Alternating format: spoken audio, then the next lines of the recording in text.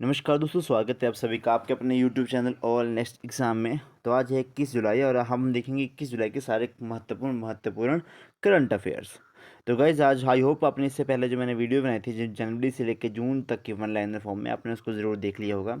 तो आज की वीडियो को हम स्टार्ट करते हैं। आज का पहला प्रश्न है, 18 जुलाई 2023 को जारी हेनले पासपोर्ट इंडेक्स 2023 के अनुसार सब दुनिया का सबसे शक्तिशाली पासपोर्ट कौन से देश का है? तो दुनिया का सबसे जो शक्तिशाली पासपोर्ट है वो है सिंगापुर का। अब ऐसा नहीं कि ये जाके लड़ेगा, ऐसा ऐसा कुछ नहीं, लेकिन जिस सिंगापुर के पासपोर्ट के द्वारा 192 देशों में फ्री वीज़ा मिल सकता है। ठीक है जी, इनकी बात है आपका सिंगापुर। और लास्ट स्थान है आपका अफगानिस्तान का। जो भारत का रैंक है वो 85 है, +5 इस बार भारत ने गेन करा है, मतलब थोड़ा लुढ़का है भारत। ठीक है जी। 57 देशों में वीज़ा फ्री है भारत के अंदर, कि 57 देशों में बिना वीज़ा के भारत में घूमा जा सकता है। वहीं पाकिस्तान की रैंक इसमें 100 है। याद रखें। नेक्स्ट क्वेश्चन है आपका, ग्लोबल जेंडर गैप इंडेक्स में 127 रैंक है भारत की, जिसको विश्व आर्थिक मंच वर्ल्ड इकोनॉमिक फोरम के द्वारा जारी करा जाता है। विश्व शांति सूचकांक में भारत की जो आपकी रैंक है वो 126 है। बोल्ड कुरुक्षेत्र जो हुआ वो आपके भारत और सिंगापुर के बीच में एक अभ्यास हुआ है। अगला प्रश्न आपका, ग्लोबल फायर पावर इंडेक्स में जो भारत की रैंक है वो लगभग 4 है। अगला क्वेश्चन है, जो आपका मानव विकास सूचकांक है जिसको यूएनडीपी के द्वारा जारी किया जाता है, उसके 3 आधार देखे जाते हैं। ये बहुत ज़्यादा इंपॉर्टेंट रहने वाला है, क्योंकि जो मानव विकास सूचकांक है एचडीआई इंडेक्स जिसको कहते हैं, अब नीति आयोग ने भी इसको जारी करा। तो 3 चीज़ें इसमें देखी जाती हैं, प्रति व्यक्ति आय, साक्षरता दर, जीवन प्रत्याशा। ओके जी, याद रखें। और इस बार भारत ने ऐसा कहा है कि 16 करोड़ लोगों को उन्होंने गरीबी से मुक्त करवाया है, और पूरे वर्ल्ड में 42 करोड़ लोगों को गरीबी से मुक्त करवाया है। अगला प्रश्न, हाल ही में दक्षिण चीन सागर में आए तालीम टाइफून का नामकरण किसने किया था? जो तालीम टाइफून था इसका नाम फिलीपींस के द्वारा करा गया था। इसने चाइना वियतनाम को काफ़ी ज़्यादा प्रभावित किया था। ओके जी। नेक्स्ट क्वेश्चन करेंगे हम, फिलीपींस जिसकी राजधानी मनीला है, रमन मैसेसे अवार्ड यहीं पे दिया जाता है। एशियाई विकास बैंक यानी कि आपका एशियन डेवलपमेंट बैंक का मुख्यालय भी आपका मनीला फिलीपींस के अंदर ही है। और इंटरनेशनल जो का राइस रिसर्च सेंटर है, चावल अनुसंधान केंद्र है, वो भी मनीला के अंदर ही है। मोर्चा चक्रवात का नामकरण यमन के द्वारा करा गया था। भारत ने वियतनाम को जहाज भेजा, उसका नाम था आईएनएस कृपाण। याद रखें। बिपरजॉय जो आपका चक्रवात आया था वो बांग्लादेश के द्वारा जिसका नामकरण करा गया था, और अरब सागर में आया था, जिसने भारत को प्रभावित करा था। ऑस्ट्रेलिया में जो चक्रवात आते हैं उनको हम क्या कहते हैं? विलीज कहते हैं। याद रखें। 9 डैश लाइन विवाद किस किस कंट्री के बीच में है? China, Vietnam, Philippines, Indonesia. China लगाता है 9 डैश लाइन, बोलता है कि सारा एरिया जिसके जो हमारे 9 डैश के लाइन के अंदर आता है वो सारा हमारा है। तो इसके चलते वो काफ़ी अपने पड़ोसी देशों के साथ काफ़ी विवाद में रहता है। तीसरा प्रश्न आज का, प्रति वर्ष अंतर्राष्ट्रीय चंद्रमा दिवस कब मनाया जाता है? तो 20 जुलाई को मनाया जाता है, और 20 जुलाई को ही आपका शतरंज दिवस के रूप में भी मनाया जाता है। 20 जुलाई 1969 को मनुष्य ने पहली बार चांद पर कदम रखा था, अपोलो 11 मिशन के तहत के ऊपर। और ऐसा माना जाता है कि 69 के बाद जो पहला कदम रखा था 69 में, वो नील आर्मस्ट्रॉन्ग के साथ करा था। उसके साथ 2 और लोग भी गए थे, बज एंड्रीज और माइकल कोलिंस। बज एंड्रीज भी उतरे थे साथ में, लेकिन माइकल कोलिंस चंद्रमा की सतह के ऊपर नहीं उतरे थे। ये नासा के द्वारा अब एक और मिशन ऐसे इस तरह का भेजा जा रहा है जिसका नाम है मिशन आर्टेमिस।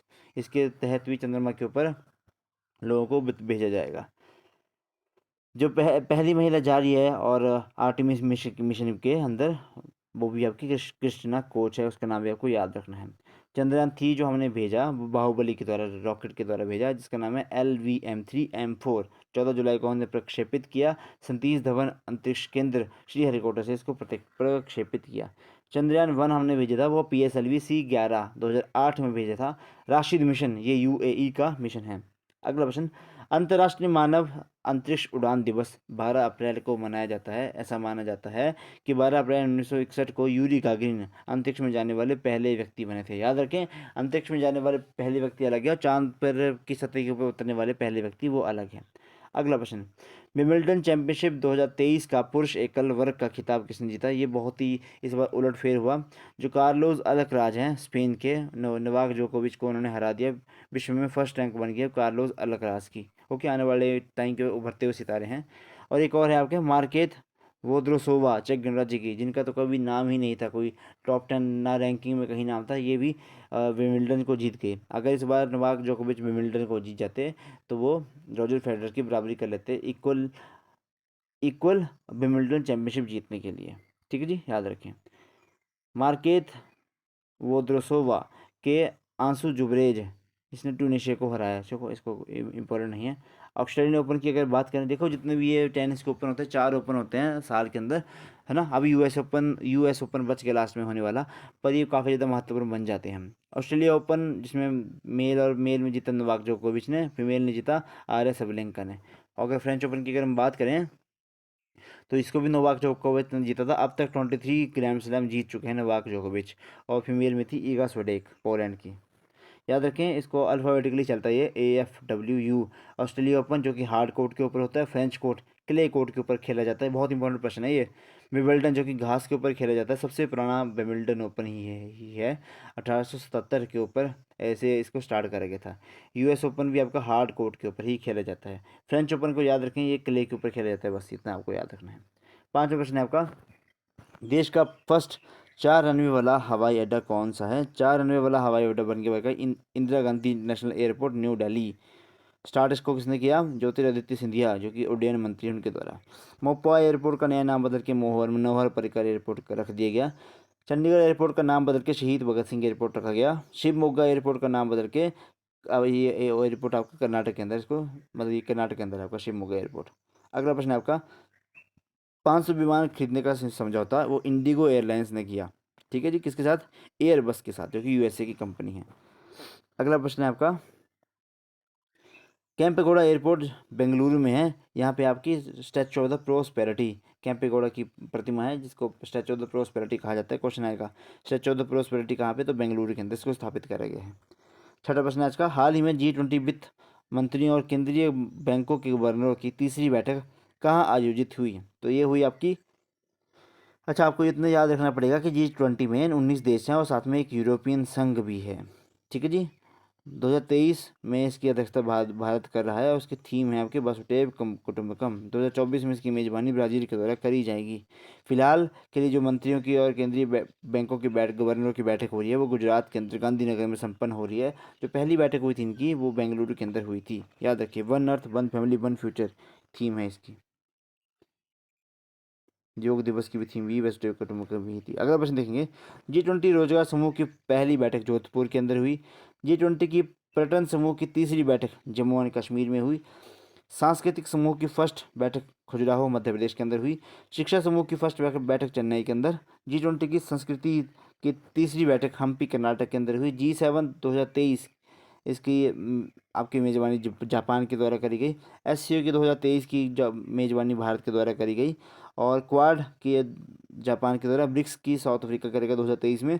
और आसियान की बाली इंडोनेशिया के अंदर होने वाली 2023 की बैठक। 7वां प्रश्न आज का, 25वीं एशियाई एथलेटिक चैंपियनशिप 2023 में भारतीय दल को पदक तालिका में कौन सा स्थान प्राप्त हुआ? तो तीसरा स्थान प्राप्त हुआ। पहले पे था जापान, सेकंड पे था चाइना। आयोजक कहाँ पे हुआ इनका एथलेटिक चैंपियनशिप का? बैंकॉक थाईलैंड के अंदर। 27 पदक कुल मिला के भारत ने जीते, 6 गोल्ड 12 सिल्वर और 9 ब्रॉन्ज।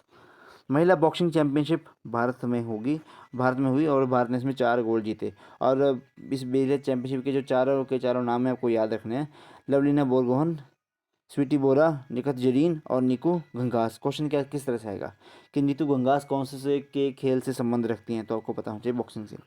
पुरुष बॉक्सिंग चैंपियनशिप अस्ताना कजाकिस्तान में हुई इसमें। और आपको ये भी याद रखना है कि जो नीरज चोपड़ा ने दोहा डायमंड लीग में भी आपका गोल्ड मेडल जीत लिया है, याद रखें। टोक्यो ओलंपिक में इन्होंने स्वर्ण पदक जीता था 27.58 मीटर का भाला फेंक के। भारत की रैंक टोक्यो ओलंपिक में 48 रही थी, 1 2 का 4, 1 गोल्ड 2 सिल्वर 4 ब्रॉन्ज भारत ने जीते थे। PT उषा, इनको प्योरली एक्सप्रेस के नाम से भी जाना जाता है, भारतीय ओलंपिक संघ की पहले निर्विरोध महिला अध्यक्ष ये बनी, याद रखें। 1984 के जो आपके लॉस एंजलिस ओलंपिक हैं उनमें 4th स्थान का रहा था, पॉइंट समथिंग सेकंड से ये ब्रॉन्ज मेडल से चूक गई थी। अगला प्रश्न है आपका, हाल ही में राष्ट्रपति द्रौपदी मुर्मू ने सर्वश्रेष्ठ राज्य के रूप में किसे भूमि सम्मान पुरस्कार प्रदान करा? तो उसका सही आंसर आएगा आपका उड़ीसा। CM इसके है नवीन पटनायक। भूमि को रिकॉर्ड ये ऑनलाइन करने की एक मतलब इसके लिए इनको पुरस्कार से सम्मानित किया गया। 4th राष्ट्रीय जल पुरस्कार में शीर्ष स्थान मध्य प्रदेश को हासिल हुआ। प्रेसिडेंट कदर अवार्ड हरियाणा की पुलिस को दिया गया। राज्य पर्व और नुआखाई फेस्टिवल ये उड़ीसा में मनाया जाता है, और उड़ीसा में आपका भीतरकनिका नेशनल पार्क भी है, नरवाना पक्षी अभयारण्य भी है, और चिल्का झील भी यहीं पर स्थित है। इंडिया जस्टिस रिपोर्ट की अगर हम बात करें तो शीर्ष स्थान के ऊपर रहा कर्नाटक और अंतिम पे रहा उत्तर प्रदेश। जल बजट फर्स्ट राज्य, जल बजट पेश करने वाला पहला राज्य बना आपका केरला। 9वां प्रश्न आज का, हाल ही में नीति आयोग द्वारा जारी निर्यात तैयारी सूचकांक 2022 में तटीय राज्यों में कौन सा स्थान को शीर्ष स्थान हासिल हुआ, कौन से राज्य को? तो पहला स्थान प्राप्त हुआ आपके तमिलनाडु को, और आपका महाराष्ट्र को सेकंड स्थान प्राप्त हुआ। अगर हम लैंड लॉक स्टेट की अगर हम बात करें तो पहला स्थान आपका हरियाणा को प्राप्त हुआ। लैंड लॉक क्या होती है? जिसकी सीमा कोई भी किसी इंटरनेशनल बाउंड्रीज या फिर इंटरनेशनल बॉर्डर से नहीं लगती है। सर्वाधिक निर्यात वाला जिला कौन सा है? तो जामनगर है गुजरात के अंदर। नीति आयोग के CEO हैं BVR सुब्रमण्यम। ई अमृत पोर्टल इसको नीति आयोग के द्वारा स्टार्ट करा गया इलेक्ट्रिक व्हीकल के लिए। नीलगिरी ताहर योजना तमिलनाडु के अंदर स्टार्ट कर गई। भारत में फर्स्ट निर्यात प्रसंस्करण जोन EPZ ये कांडा गुजरात के अंदर है। ठीक है जी। आज का हमारा लास्ट प्रश्न है, हाल ही में AI फॉर इंडिया 2.0 कार्यक्रम किसने प्रारंभ किया? तो IIT मद्रास और IIM अहमदाबाद ने इसको लॉन्च किया। लॉन्च करने वाले थे धर्मेंद्र प्रधान, जो कि शिक्षा मंत्री हैं। फ्री शिक्षा प्रशिक्षण कार्यक्रम है ये, कुल मिला के साहब आपको जानना है। तंजानिया के में कैंपस में IIT मद्रास ने खोला। NIRF शीर्ष रैंकिंग में IIT मद्रास शीर्ष पर रहा। क्लाउड सीडिंग परीक्षण में IIT कानपुर रहा टॉप पे। AI आधारित न्यूज़ एंकर लिसा इसको ओडिशा ने स्टार्ट करा गया। अगला प्रश्न है आपका, दिवंगत, अब कल 1-2 दिन क्वेश्चन नहीं हुए तो आज क्वेश्चन थोड़े ज़्यादा हैं। दिवंगत पूर्व CM ओमन चांडी कि कहाँ के हैं? आपके केरला के अंदर। वर्तमान में CM केरला के पिनरई बिजरन हैं, और मोहिनीअट्टम और कथकली यहाँ के शास्त्रीय नृत्य हैं। कर्नाटक के CM हैं सिद्धरमैया। त्रिपुरा के CM मानिक शाह। महाराष्ट्र के CM एकनाथ शिंदे। गोवा के नए CM प्रमोद सावंत हैं। प्रमोद सावंत याद रखें। अगला प्रश्न, ऑपरेशन त्रिनेत्र सेकंड ये कहाँ चला गया? जम्मू और कश्मीर में भारतीय सेना के द्वारा पुंछ जिले के अंदर। ऑपरेशन बुलंद भारत अरुणाचल प्रदेश में चला गया। ऑपरेशन सद्भावना लद्दाख के अंदर की हो गया तेनू। हाँ जी। अगला है आपका ऑपरेशन करुणा म्यांमार के अंदर। ऑपरेशन कावेरी आपका सूडान। याद रखें, ऐसे क्वेश्चन पूछ लेते हैं। लास्ट क्वेश्चन आपका, चचिन चिराई महोत्सव कहाँ मनाया जाता है? इसको भाई तवांग जिले में अरुणाचल प्रदेश में मनाया जाता है। बोनालू फेस्टिवल तेलंगाना में होता है। खारची महोत्सव त्रिपुरा के अंदर। सरहुल महोत्सव झारखंड में, और फूल दही महोत्सव उत्तराखंड में मनाया जाता है। तो ये थे आज के आपके 13 प्रश्न हमने करवा दिए, और इनमें जो स्टैटिक जीके थे वो बहुत बहुत बहुत इंपॉर्टेंट था। प्लीज़ इस वीडियो को एक बार जरूर नोट कर लिया करें। तो आपका दिन शुभ रहे। आज की वीडियो को यहीं पर समाप्त करें। धन्यवाद। जय हिंद, जय हिमाचल।